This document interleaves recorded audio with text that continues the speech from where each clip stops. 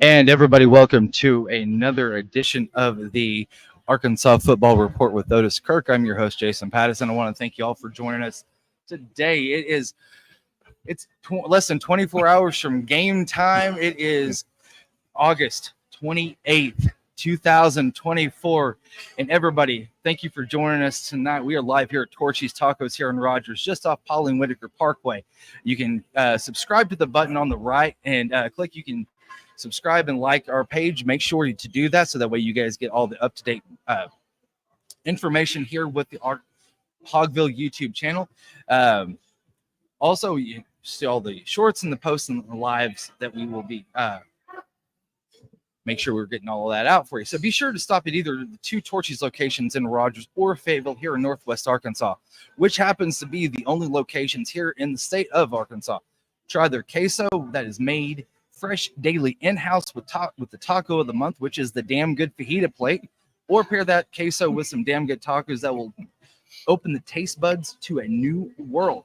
So if you're heading to any of the home games this season, stop over at the Fayetteville location off of MLK and join former Razorback running back Marshall Foreman and I for the be my co-host for the Hogville.net Arkansas pregame show that will air live 2 hours before each Fayetteville home game this season. So, Otis, man, I'm telling you what, it's finally here. I feel like it's Christmas Eve almost because there's been such a run up for this season because there's been so many things that have happened off the field as far as improving this team, and I really feel like we're just almost on the cusp of finding out some really good play on the field. Because by God, I mean, as a Razorback fan, we all need it right now after last year. Yeah, I'm ready for it. I really think this team's going to be pretty good. Nobody knows what the record's going to be. I predicted 8-4, but probably should have gone 7-5. But whatever. You know, like I said, nobody dies with those predictions. You know, I mean, people going crazy over them. You know, I mean, I don't see it's a big deal. I mean, you know, like I said, nobody knows what the record's going to be, but I do think it's going to be better. And it's not a homer pick. It's not. I mean, I don't know. Some people say it's a homer pick. I don't know how it's a homer pick because if you pick somebody 8-4 and they don't go 8-4, it makes them look bad, you know. Yeah. So I mean, I'm just telling you.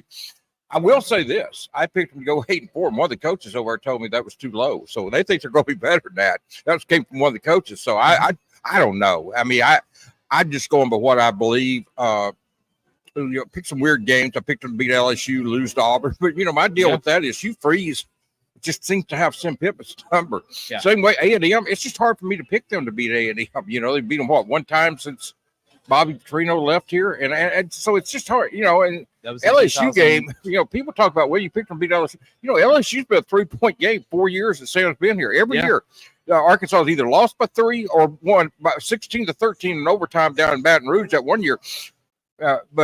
But they lost 13-10 here the last time LSU came here, and Arkansas didn't have KJ Jefferson that day. So Arkansas matches up really well with LSU. They don't seem to match up as well with Hugh Freeze and Auburn. Yep. So a lot of that went into that, my reasoning. And, you know, I think LSU's obviously a lot better than Auburn, but I picked them to beat it. You know, Sam Pittman's never lost after a bye week. Never lost, and they play LSU after a bye week. Now I did pick Texas for that matter. Well, I did pick them to lose to Texas later in the season, you know, but I do think the record will be somewhat close to 8-4.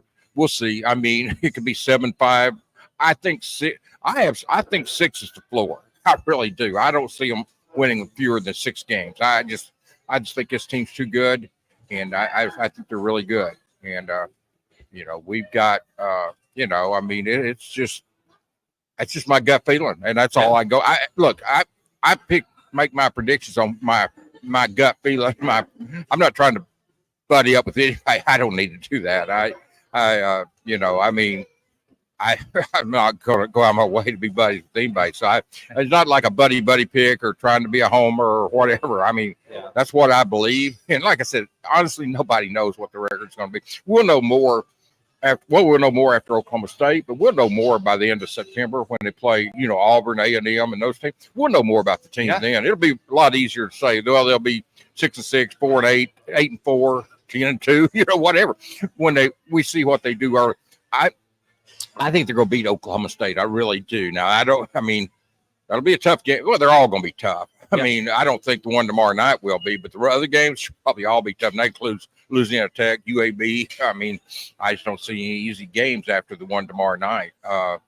So maybe tomorrow night they can get a big win, not have to show anything, not get anyone hurt, and get ready for Oklahoma State. And if they can get out of there tomorrow night with a big win, nobody hurt, and an easy win, I think it'll be great, Jason, and be great for all of us. We can write our stories and then get back home at 2 or 3 in the morning, get a couple hours sleep before we start Friday. Yeah, everybody, I want to thank y'all for joining us this evening. Make sure to throw those comments, likes, suggestions over here on the comment line. We'll make sure we put those up. If you have any questions, we'll make sure we'll go over those as well. If you have any questions about any of the players, we had found out today that Eli Stein stepped away from the team. He will be transferring to another school. That scholarship will not be open until January, but they did put another long snapper on scholarship. Is that correct? Yeah, Austin Go. I actually interviewed that kid. I don't remember how you pronounce his last name. I wrote a story on when he committed. He was really good. I think he's better than Stein, to be honest with you, but he took a chance and walked on here, even though they had a scholarship, long snapper, and it paid off for him. He beat him out for the punt snaps, the longer snaps. Yeah. And then he'll be doing the short snaps too now, and he can handle any of it. He's good snapper. I think he was at Coffeyville, if I remember right. And when I did that story on him, he transferred here. I'd seen him snap up there, and I really like him. I don't think they lose anything there. Probably, I mean, he was pushing Stein anyway, but hey, Stein came down here, worked out for Coach Fountain, and got that scholarship a couple of years ago, and and you had to be pretty good to get a scholarship as a long snapper out of high school. Yep. All right, so we're going to take a quick break here for just a moment. Otis has got a special guest that he's going to bring on here in just a minute, so we're going to cut away for just a moment, and we'll be back. This is the Arkansas Football Report with Otis Kirk with Jason Patterson here at Torchys and Rogers.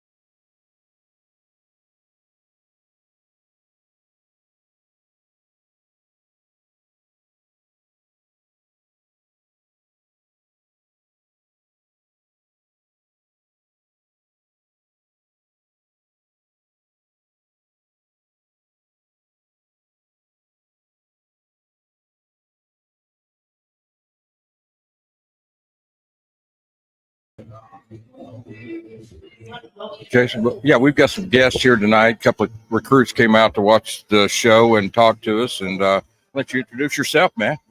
I'm Zion Brown. I go to Rogers High School, class of 2026. We're with my family tonight. We came out to get some dinner. They didn't tell me about what I was coming to do, so it was a pretty. It's called entrapment, man. We get you out here and then we throw you on there. Hey, I didn't know he was coming on either, man. But just you guys eating some and you enjoy the food out here at Torchys. Give them a free commercial, I guess.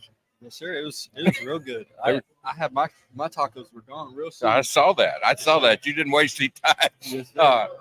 You guys. Actually, Rogers going to be pretty good this year. They haven't been that good in recent years. They're going to be pretty good this year, aren't you? Yes, sir. We've been working. I really enjoy our team. You know, we got a special bond. I think a lot of the guys coming together that made us a lot better of a team. I think because when we walk in the morning, we definitely want to see each other. It's like we told each other the other day whenever we were all in school, we look forward to going to see each other at practice. I feel like that's really what made this team a lot different this year. You jump up, let your brother jump in now. Yes, sir. Yes, sir. Yeah, Jason. I had no idea he was going to interview, so I blame Jason. But yeah, but it's cool. It's cool. So yeah, we'll get your brother. We're going to get his brother on here now. I'll let him introduce himself again. You know, like we did here. Amen. This is the man right here. I mean, this is the man right here. He's a good player right here. Yes, sir. Go ahead and tell him who you are and what grade you're in and all that good stuff. My name is Seth Brown. I go to Rogers High School, Rogers Mountains. He's a Freshman. two-way player for Rogers' freshman team over there. He plays wide receiver and defensive back. So, What'd you have? Did you have a pick six and then 2 touchdowns last week in a scrimmage over at Owasso? pick 6 and 2 touchdowns against Owasso. One of my touchdowns was 40-yard screen pass. And then the pick 6 was the kid ran a hitch. And I read it. Pretty good day's work. Yes, sir. I asked you earlier. I didn't go get a chance to do this on the air, but what would an offer to the Arkansas Razorbacks mean to you in the future at some point? It's always been a dream to play at the Razorbacks, and now I hope it comes to reality. You went to a camp down there once, didn't you? And had pretty good showing, for a person your age. I think you said you ran about a 4.7 and vertical 29 or something. Yes, sir. That's good for someone your age in junior high, So, yeah. Just what's happened to Rogers? Why are they good again? I mean, because they weren't good for a while. They were good, and then they weren't good. What's happened to the program that's got y'all good again? I think it's our coaches. We've got a really new coaching staff. Our corners coach, his name's Coach Rose. I go in there about every weekend. We do footwork, we do bands, we get faster, get our legs stronger. He's really helped a lot in working on our press and our release and everything. He works with receivers too. But I had Coach Pearson as my 8th grade coach at Grimsley Junior High. Yeah. And he's really developed me as an athlete, got me faster, stronger. That's good. And so I know you're looking forward to it. I guess your first, you told me your first game's coming up this Monday. Yes, sir. At You got Bentonville West. Yes, sir. That's the And- school I transferred. Yeah, you and your brother transferred to Rogers from Bentonville West. So Yes, sir. I'm not going to ask you. I know this game got a little special meaning for you then. Yes, sir. Well, good luck to you, man. Yes, sir. Tear them up. Thank you. Thank you, bud. Appreciate you, man.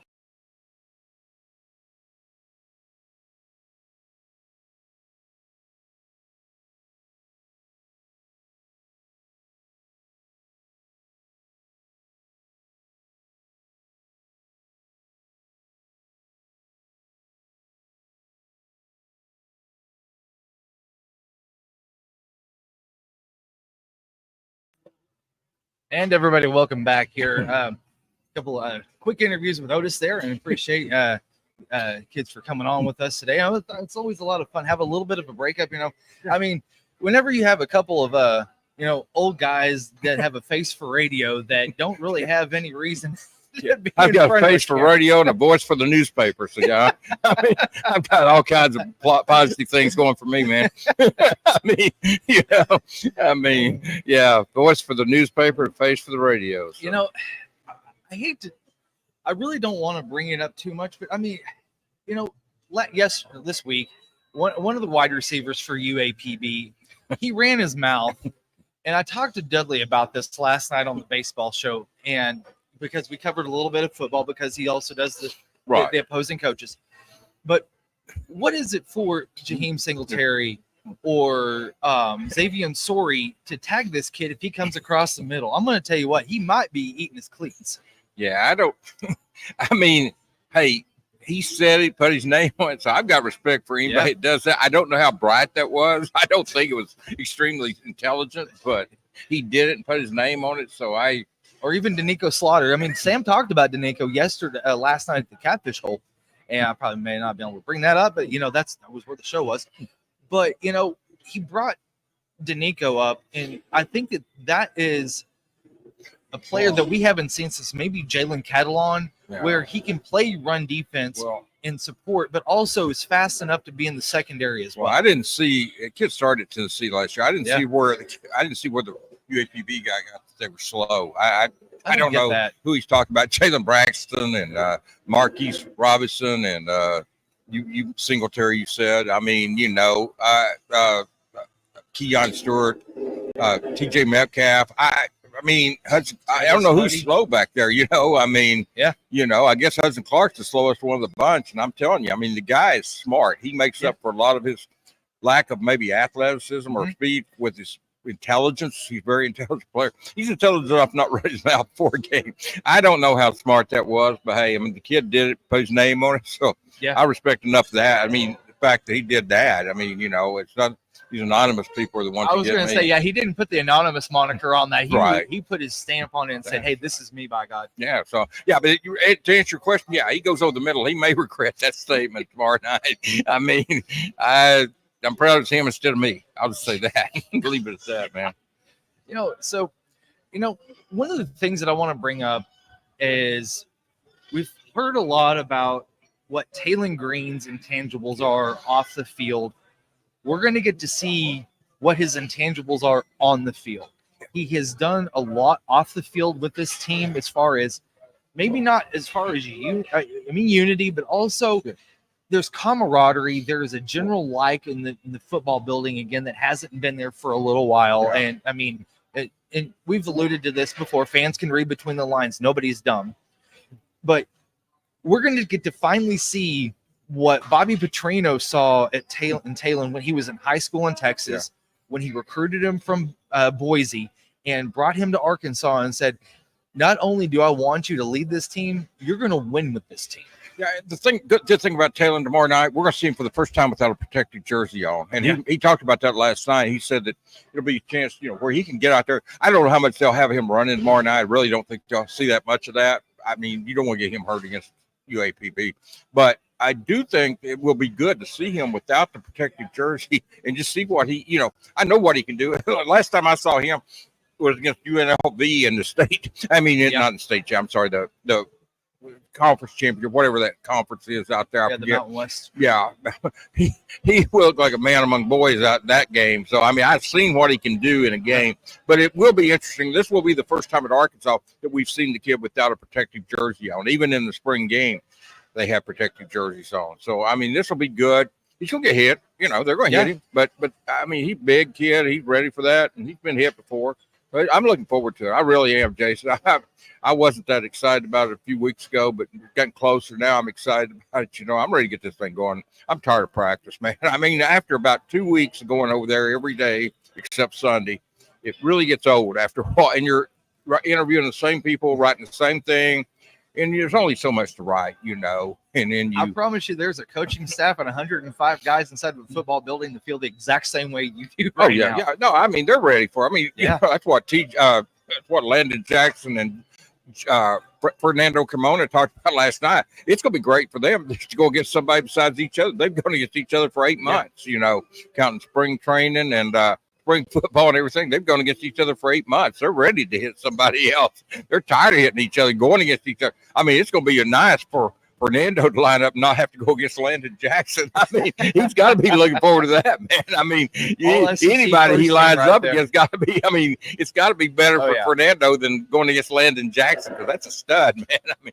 and not that Fernando's a slouch either. He's not. But, I mean, if I'm Fernando, I'm just looking at my chops thinking I'm not going to have to go against Landon Jackson tomorrow night. Let the UAPB guy worry about that. So we'll see what happens. We'll see what happens. I want to bring this to a head because I know that there are some folks that have kind of talked about it a little bit, and that's it's already a homecoming of sorts for Braylon Russell. Played at Benton last year, and coming back, his first game as a Razorback is now at Little Rock, which is right down the road from where he played high school ball. And you got to kind of think that this kid's going to thump his chest a little bit more than usual. Not only the fact that he's playing right down the road from where he grew up, but not only that is that he's playing against an in-state team, which, by the way, all 4 in-state teams in Arkansas that are Division I play each other this week, because you have Arkansas UAPB, you have Arkansas State versus UCA as well. And Braylon has this unique opportunity. It's his first game as a collegiate athlete is right down the road, and he's going to have a lot of family in the stands too. Yeah, Braylon's good. I love Braylon Russell. I loved him in high school. I think he's a great running back. I don't think he's good. I think he's great. And I'm not going to sit here and say he's going to be great in the future. He's going to be great now. He's going to be very good now. I don't know. You got Rashad, you've got Jaquindon. So I don't know how many opportunities, and Rodney Hill. So I don't know how many opportunities he'll get. But I think as the season goes on, he'll get more and more, and I think he'll get some tomorrow night. Well, he'll get some carries tomorrow night. But I mean, I think he's going to be really good. But I love Braylon Russell. I think he's a really good player. And, I think he's a really good player, man. So, I mean, I'm looking forward to that. See what happens, line them up and go. But I'm ready for the game. Yeah, I'm ready to anything but practice, man. I'm tired of that. And I'm tired of writing about the same stuff. Get over there tomorrow night. After tomorrow night, they'll only owe me 7 wins after tomorrow night. I'm keeping receipt. I'm like Prime, man. I'm keeping receipts. So seven more after tomorrow night. He's made it very interesting for not only the media but for the athletic department and the athletic director and communications there at Colorado, because I mean you had this stuff with the videos that you saw that they were kind of doctoring a little bit with Shadur. And then you also had Dion calling out an individual reporter that also had come at him personally off the field.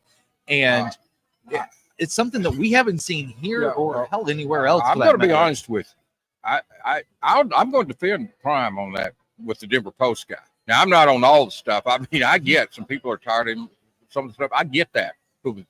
I'm separate all that. Just taking the Denver Post situation. Yeah. That guy wasn't being negative. He was taking personal attacks at Prime. I mean, making it personal. And there's no place for that. I mean, there's just not. If he just said Colorado's not that good and this and that, that's one thing. But to sit there and make just personal attacks, I don't think there's any. I mean, you don't respect somebody, you disrespect somebody, and then you're going to get upset when they don't respect you back. Yeah.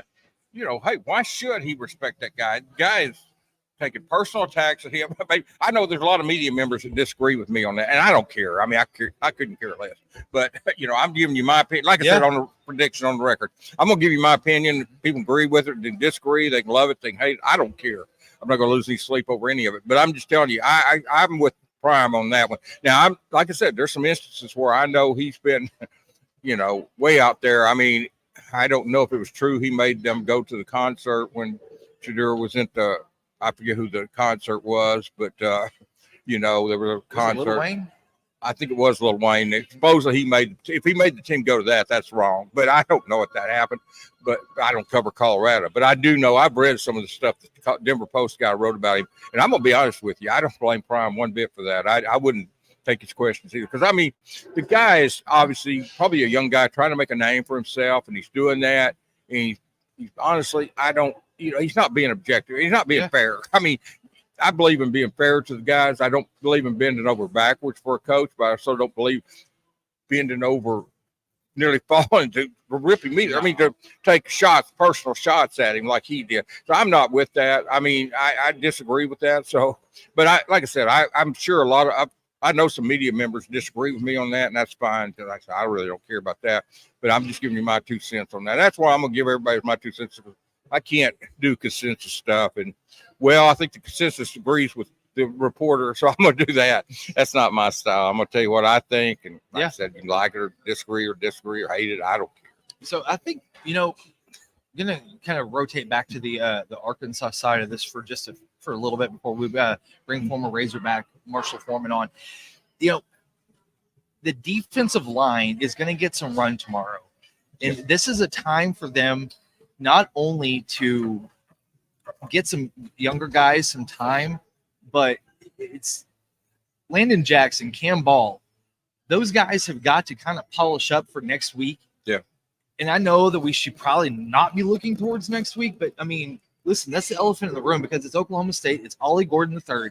You have a great offensive line with Oklahoma State, and Mike Gundy's going to try to run it down Arkansas's throat. Yeah. So this is extremely important for this starting forward in the front and the defensive line to win the trenches tomorrow, and not only win it, but winning it, dominating. Yeah. Because if they come out and they look weak in any way, shape, or form, I mean, you're going to have the haters going to come out at the first half and start tweeting about it. Yeah, that's the thing. I mean, Quincy Rhodes and Danny Saley and Ian and I'm doing this off the memory Anton Junka. Yeah, those are and I think Anton, Nico Devalier. I think Anton may end up being the starter there before this is all said and done, though, before it's all the season's over. But now Nico's good. Now he's going to play a lot. But I think Anton, but and then you got Kiwi Rose. Yeah, Kiwi Rose, my man with the Lakers. So I can't forget Kiwi. So I knew there was somebody else, but yeah. Yeah, and I think, like I said, it's important for them to be able to do that. So we're going to jump over to the break for just a second. We're going to bring on former Razorback running back Marshall Foreman on. He is going to be my guest for the Arkansas pregame show that will air live at Torchys in Fayetteville before each Fayetteville home game. So we're going to jump off here for just a second and bring Marshall on. This is the Arkansas Football Report. Otis, Kirk.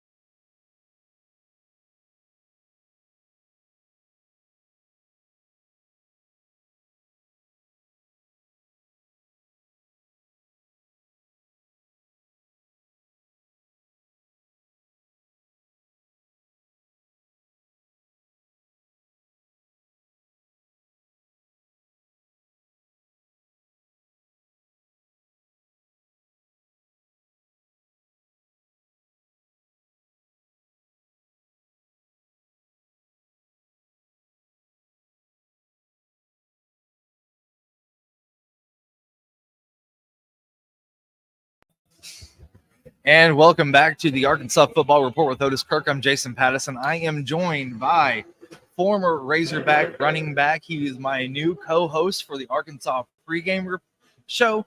It's going to be at Torchys in Fayetteville. Marshall Foreman. Marshall, how you doing this evening, man? Man, I'm doing great. I'm glad to be here. Man, you're the best looking guy from Houston, I swear. Boy, I tell you what, I'm going to call my mom and tell her you said that.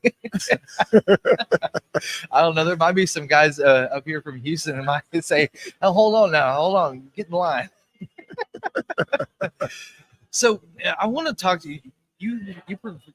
You provide a unique perspective. You're a former Razorback. You put your time and blood, sweat, tears on the hill. We haven't. The reason why I think it's important to have a former player on is that you give us a perspective that we don't see sometimes.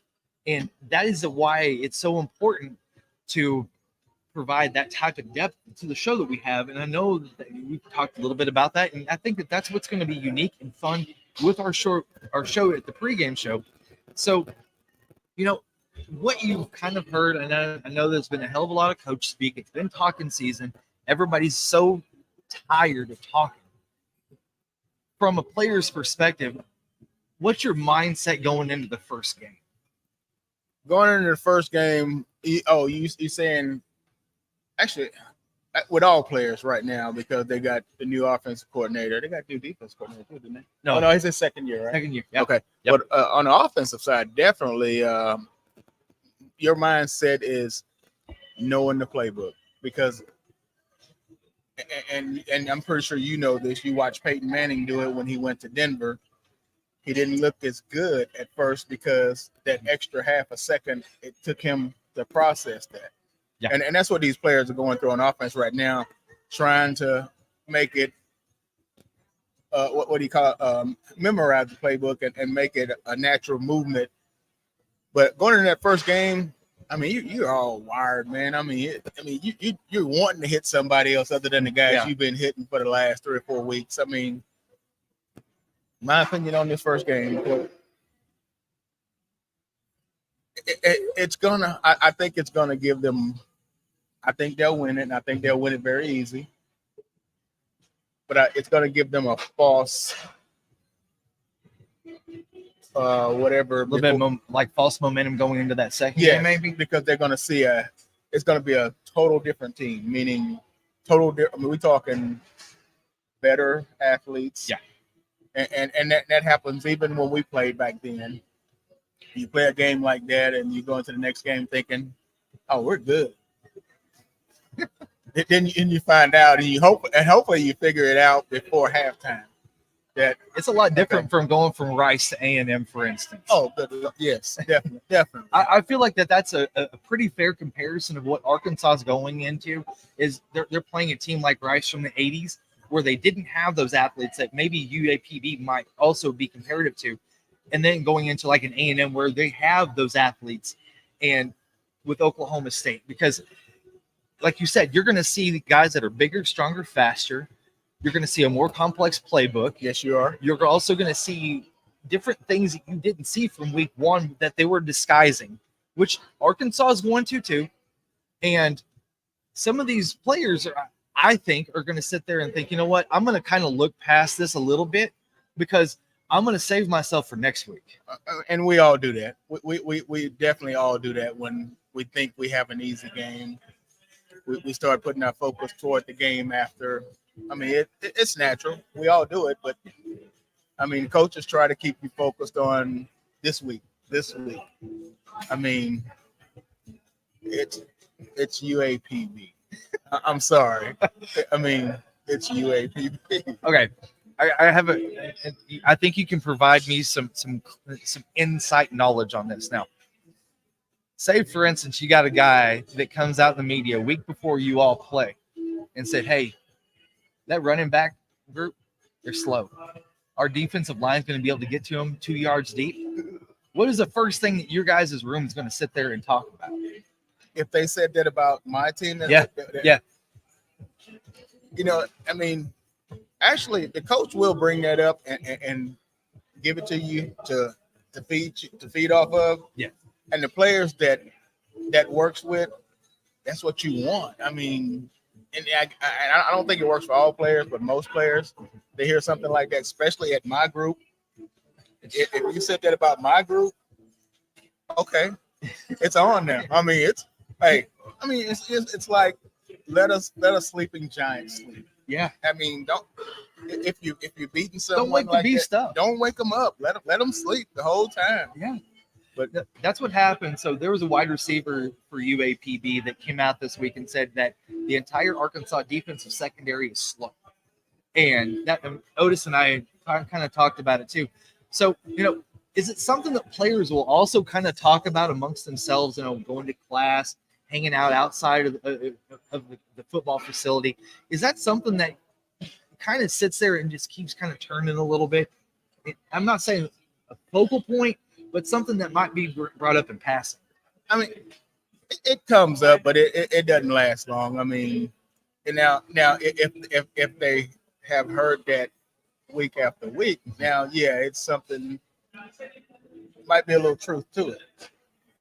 But I mean, who knows right now? I mean, they hadn't played a game yet. But I mean, if as a coach, and I coached for a while, as a coach, if I know it's not true, I know my guys can run, I'm gonna come up early and often and say, okay, let's see. That's fine. Which I like to do that anyway. I mean, I like to know who can run with who. So I'm gonna challenge him early in the game, so I'll know later in the game I can bring him up and not worry about him getting beat. Also, and I want to bring this up as well, is that how important is that to find out what your room has, not for this game, but for next week? Oh, definitely. You have to find out. You can't keep hiding something or not wanting to find out. I mean, it's like we do in life. A lot of us do in life. We know we need to do something, and we just keep putting it off. Find out now. You find out now. Now you can find out what you have to fix to make that player better. Yeah. Meaning, don't put him in those bad situations. And if you do, now I know the kid is not that fast. I'm going to always have someone over the top of it. Yep. You know, and so I think it's really good to have a little bit of bulletin board material because, they've been in camp since August or July 30th. And you see the same damn thing over and over. You go against the same guy over and over. You have, twos and twos and ones, sometimes twos and ones. And you finally get to pop somebody else in the mouth that you don't see every day. And does it feel just a little bit better just to be able to kind of shake that off and say, man, it feels good? Oh, definitely. That's why we play the game. I mean, hey, it is a violent game. I mean, you can look at it any way you want. Football is a violent game. And 98% of us will come back and do it again, even if we got hurt. And a big percentage of us get hurt in that game. Yeah. But we come back and we'll do it again. It's a violent game. So, yeah. I want to talk to you for just a second about what you were saying with disguising. Oh, we got a comment. Let's bring this up real quick for just a second. There's our guy, Leslie Byram. Arkansas 63-10. Yeah, if you have any of the score predictions, throw those up. Here at the end, we will go. I'm going to present a trivia question, Marshall, for a $25 gift certificate here to Torchys Tacos. And also, we'll post that on the Twitter machine as well. So the folks that are watching live will get first crack at it. So then afterwards, I'll post it on Twitter. And then if anybody doesn't get it right from the show, then they can jump on Twitter. So, okay. So a little bit of incentive for folks to watch and score some great merchandise, some great food. You got the two Torchys locations here, which are the only two in Arkansas, by the way, here in Rogers and Fayetteville. Right. So when we were taught, you just mentioned covering, for instance, like last year, Sam Pittman was covering for that offensive line. Now, I talked to a couple media members that after we were walking back from the BYU game, Sam knew the deficiencies in August and knew that he had to do something to hopefully get a 5 that he could use for the rest of the season and gel together. That never happened. And I don't think that that's going to be a problem this year. He has been very hands-on with the offensive line group in spring and also this fall. He feels more relaxed. I don't think from what we have seen as far as teleconference that Sam has had, I don't feel like he has any of those deficiencies per se this season. I'm gonna agree with you. I don't think they're where he wants them to be right now. I think it's still up in the air how good or how not good they're going to be on that offensive line. I mean, and we will find that out the second week of the season. Oh yeah, because Oklahoma State's going to bring it. I know that the Big 12 is not known for their defense, but Oklahoma State is picked in the top 2 for darn good reason for the Big 12 to possibly play in another Big 12 championship game. And also, Travis Creed here says, how accurate is this statement? The Arkansas offense will go as far as the offensive line shows or allows them to. That's every offense in the country. Yeah. That's every offensive line in the country. I mean, you can put Tom Brady back there, and you're only going to go as far as that offensive line let him go. Yeah. And I think that was more of a chicken and the egg thing last year for the offense, because you needed the offensive line to block for KJ or for Rocket or for whoever or AJ Green, whoever happened to be in the backfield. And the offensive line needed the backfield to support them, because you're not having to strain on blocks as much. Because there's a hell of a lot of difference between an offensive lineman straining on a block for 3 seconds versus 2.5. And I think that was one of the huge things that did hurt Arkansas last year. Oh, definitely. And you sounded like a coach when you said that. You definitely have to have a running back in there that can help. You're making me blush over here. No. You said that just like a coach. That's the first thing we do whenever we're struggling on the line. we have a big back that can block. Yeah. That now you start slide blocking those guys, and it changes their direction and it slows them down a little bit. Yeah. So if you got that big back that can block, yes, that's a plus. I know that Dan Enos last year, he had a fairly intricate offense that he was wanting to install. It didn't quite come to fruition, but now you have Bobby Petrino, and you have his offensive set come in. He's more intricate than Dan Enos was, but Bobby wants more of a zone block versus a man-on-man.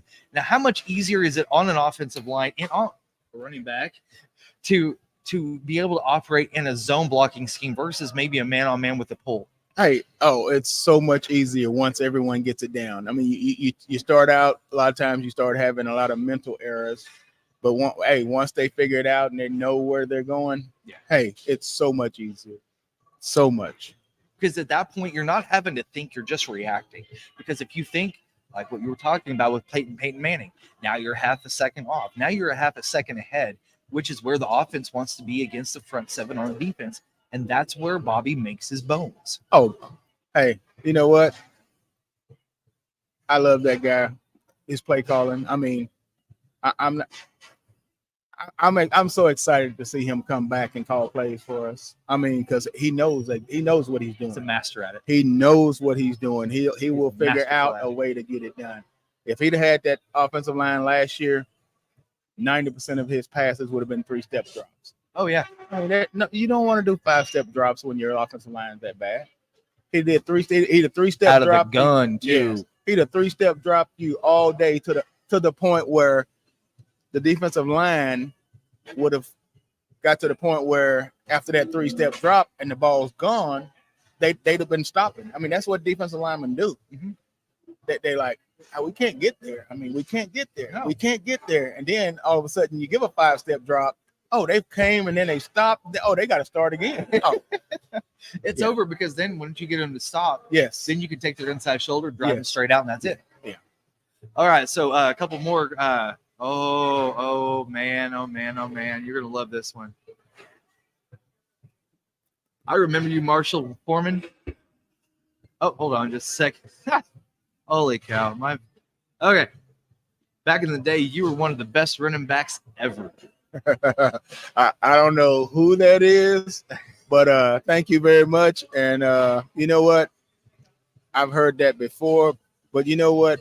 I like to hear more than anything, and I hear it a lot from my teammates, the guys I played with up here, that when we went in spring ball and we played against each other, I hear it from a lot. And that makes me feel good, because them guys like, we don't know where the hell you get it from. But you did it underweight, because my last few years I was a fullback. Yeah. So, and I did it at 200 pounds. Oh my God. I didn't know any better though, man. I mean that's what my dad taught me. He didn't teach me to go around nobody. I mean, you go through them. Well, I wish he'd have taught me to go around some people. Oh, shit.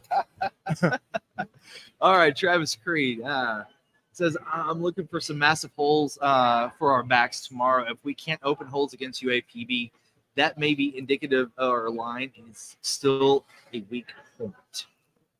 Give them the first quarter, because UAPB is going to come out, and that adrenaline is going to make them a much better team for that first quarter.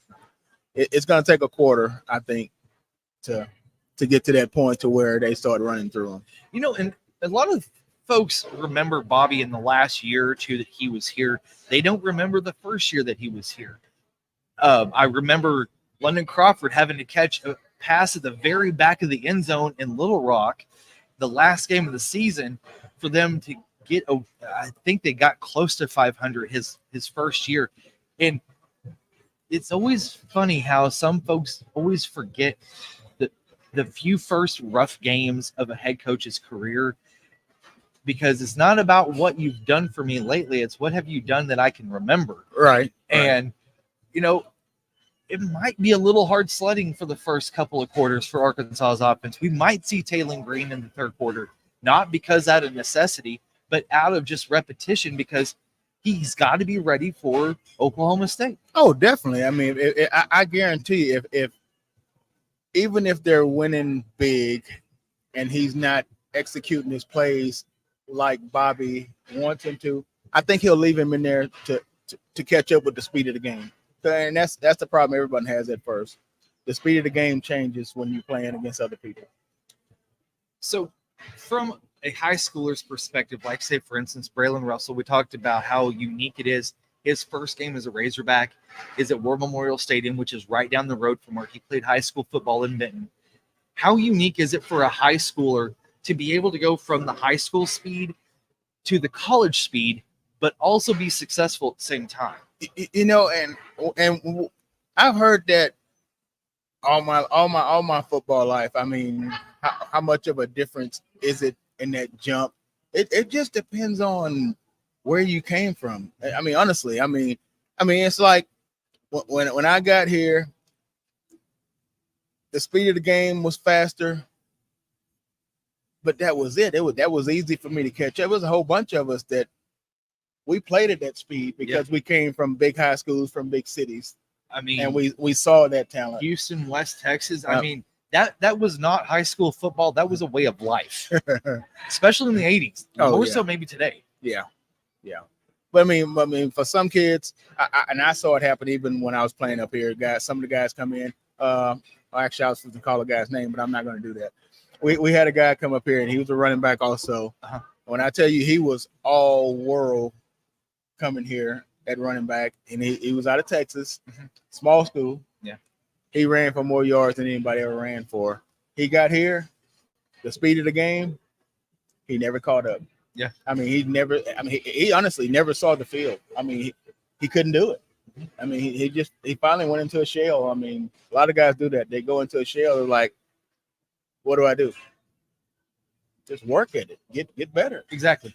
Yep. You know, and Jason Pierce brings up a great point. Otis and I talked a little bit about this also.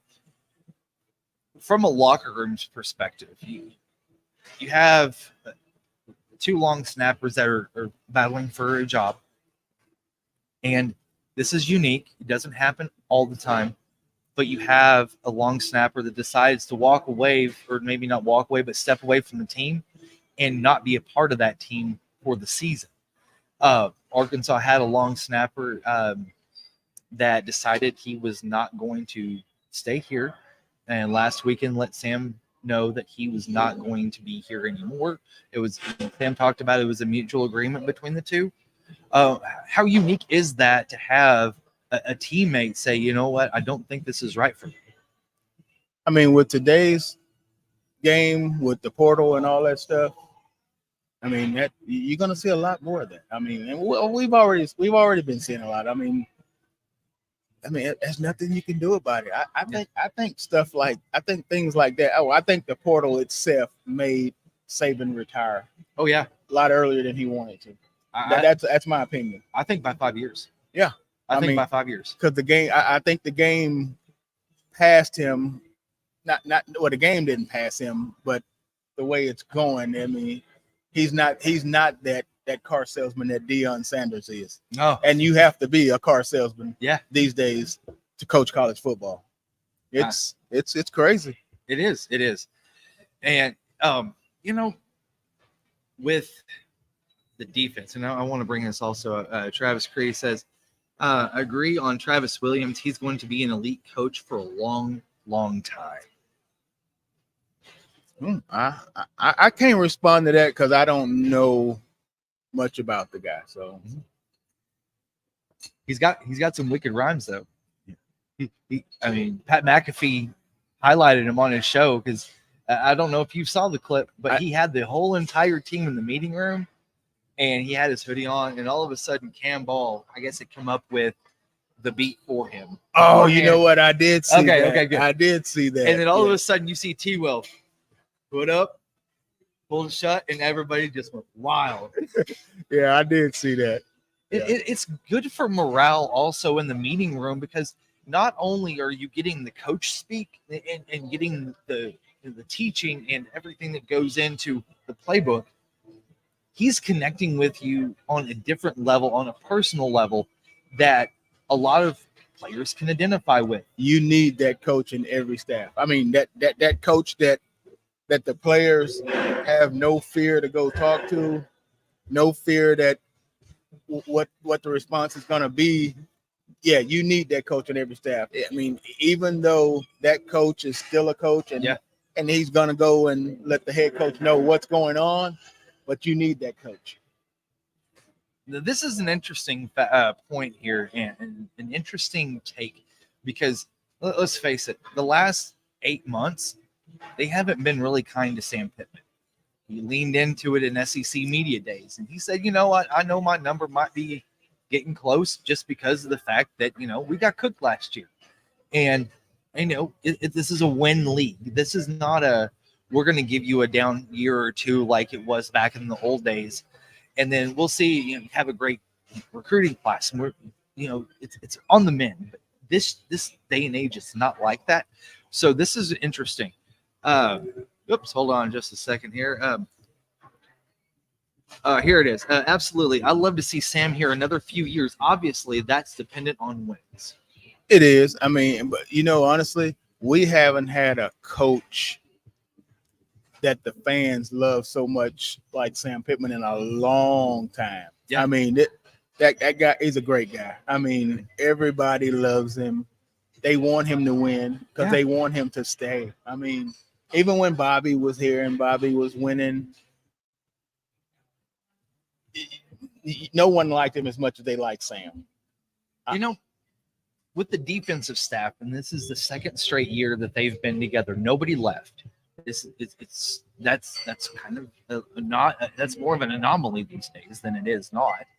And you know, T. Will talked about how the wives like each other off the field and they do things together as families.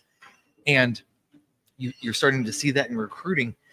As a coach, how important is that for you guys to have a deeper connection off the field than with it on the field? Because you have the tendencies, you kind of know what the other guy might be doing before he might even do it. Well, you know, I can't say that it's not a good thing, but I mean, if you think about it, and the way I look at it is, you can get that chemistry in the time you spend in that complex, that football complex, and that's what most teams are doing. I mean, because when we were playing here back in the 80s, 95% of us stayed in the dorm. Yeah, I mean it was required. Wilson Sharp. So we got close because we were around each other all day, every day. Players today, I don't think a very high percentage actually live in the dorm. So and most of them don't even see each other after they leave the football complex. So if they do see each other, then it's intentional. Exactly. Which is big. But you learn a lot about people when you see them every day, when you see them all day, when their guards are down, when they're not having a good day. You know, you just learn a lot about people. You get closer to guys because at some point they're gonna need you. Yeah, they're gonna need you. You know, I want to bring this up really fast, and I know I've said this quite a lot, but college football is starting to rotate towards professional football in many, many ways. One of the ways that is actually affecting the game directly is the 2-minute warning. Now, college football is trying to be a little different because they don't want to be exactly like the NFL. But now you got the 2-minute warning, which they call it the 2-minute timeout, and they're trying to speed up the last 2 minutes of a college football game for obvious reasons. Because I mean, it seemed like it took for freaking ever to get a game finished. Yes. It was like a slow death. It was like sitting in front of a computer waiting for that little wheel to finally stop spinning. It's like, okay, can we get this over with already?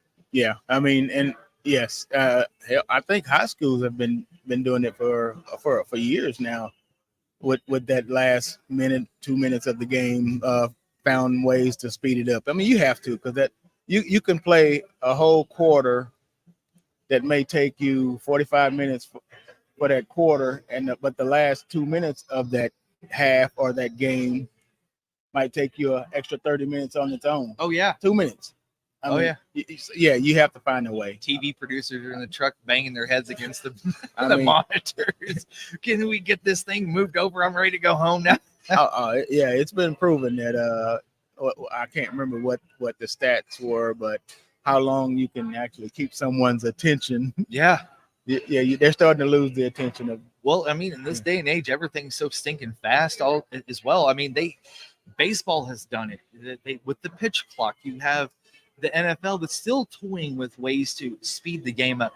I mean, NFL is in and out in 3 hours, and there's not a lot of penalties. And I know it's a different game because it's more polished, but with college, the 2-minute warning for some coaches, I think, is really going to be detrimental in trying to kind of formulate a game plan around that alone, because there's going to be some certain situations that they were able to kind of milk things out and try to get a lead that they can't now because the other guy that across the way is going to be milking that thing.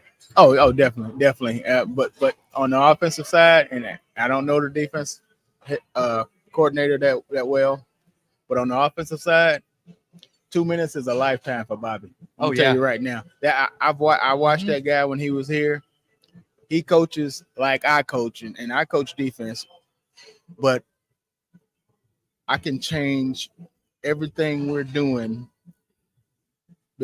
between the time our offense gets on the field and comes off the field. I mean, a lot of coaches can't. A lot of coaches, they need that week to check. No, you got to know how to draw it up to where they can understand it and get it right now. Yeah. Bobby can change in it. And if I'm not mistaken, and I swear up and down, when he was here, I think he coached defense in the second half. I think he coached defense at halftime. I know I'm dead serious. Yeah. If you notice, every time we go in at halftime, they come out better. I think Bobby was going in and telling them what's going to work for them. It's almost kind of Bill Belichick-ish almost in a way, because not only does he know the offense, he knows the defense. Oh, your best offensive coach is someone that knows defense. Yeah. Your best defensive coach is someone that knows offense. And he's on the headset with those guys and on the sidelines with those guys, and he's talking about it, saying, "Hey, you know what? This is what they're doing because I've done this before myself. Exactly. This X, Y, and Z, and I promise you put X, Y, and Z in 1, 2, and 3, and you're going to foil what they're trying to do." Oh, definitely. I mean, I guaranteed he was coaching at halftime, coaching the defense. Man, yeah, and that's the perspective that we don't have here at Hogville that you bring. And I'm going to tell you what, Marshall, it's going to be an incredible ride this season. I think it's going to be fun. Even if Arkansas goes 6-6, I think you and I are going to have a winning season. It is. That's a bowl. Hey, we'll take it. If you told me right now that Arkansas can go 6-6, or we can if someone said, I can guarantee you they'll go 6-6, or we can just let the cards fall where they fall, and I'll take that 6-6. Yeah, I mean, that's extra reps, that's extra playing time, that's extra practices. That's at least a solid 2.5 weeks extra practices. Yeah. Oh, and by the way, y'all get to travel a little bit over the holidays, and hell, who don't like to do that? Hey, you know what? They keep saying that the bowl game is a reward, and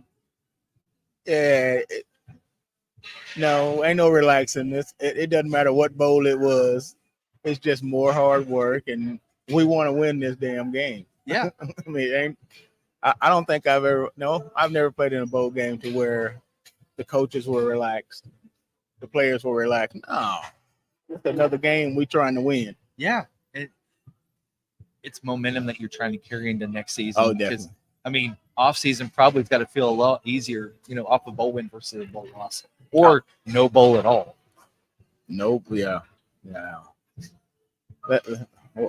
We can't talk about that. No.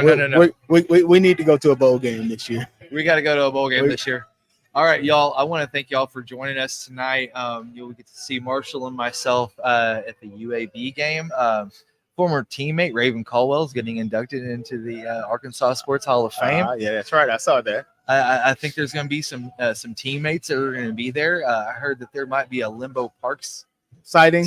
There might be a Greg Thomas sighting. There Okay. might be some others that might be coming up there. I think Luther Burton's going to be there. Luther. Franklin. Yeah, Luther Franklin. Yeah. Yep. He's going to be there too. And there's going to be some old teammates that are going to be Oh, there. Good. And I think it's going to be a lot of fun. Good. Good. I need to call Raven and Actually, I think I already congratulated him on Facebook when I heard that news. All right, so it is time for the Torchys giveaway. Y'all take write this down because this is going to be a good one because I have a feeling that some folks might have a little bit of a tough time getting this, okay? So for the $25 gift card to Torchys Tacos, this is the question. You guys will have about 30 minutes before I actually post this on Twitter. So send this to the Hogville Twitter direct message. I'll field the question and I'll let you know if you're right. But this is the question for the $25 gift certificate. How many football coaches has Arkansas had dating back to the first coach, John C. Futrell, in 1894? And that also includes Sam Pittman. So bust out those the old Google machine and date back. How many football coaches has Arkansas had dating back to the first coach, which is including John C. Futrell in 1894 and Sam Pittman? How many total coaches has Arkansas had in its history? So the first one with the correct answer will win the $25 Torchys gift certificate. And we'll be looking for that direct message in the Twitter machine. Make sure to throw that in there. And so that, it doesn't hurt to also follow us on Twitter and follow us on Facebook and also YouTube. And I think that'd be kind of nice because this is where you're going to put that answer. So make sure to jump over there and put that in there. Marshall, this is interesting. I didn't think this would happen. We already have a winner. Really? Yes, Travis Creed, 34. Travis Creed has got it right. So he is the winner of the $25 Torchys gift certificate. Now I'm going to tell you what, I think we're going to have to make that a little bit harder next time. And I got a pretty good question for that. So Travis Creed, send us a direct message to the Hogville Twitter account. I'll get y'all set up and we'll get y'all taken care of. So I honestly did not think that it was going to happen that fast. Hey, you said it. Google. Yeah, man. Google. I'm telling you. Google's good. All right. Well, congratulations, Travis Creed. Get us that info, and then we will send you that gift certificate. So Marshall Foreman and myself, Jason Pattison, I want to thank you all for jumping on with us today. And, it's going to be nice to see some Razorback football for once and first time in a few months. Yeah, I'm ready for it. I'm excited for it. I am too. Y'all take care and go Hogs.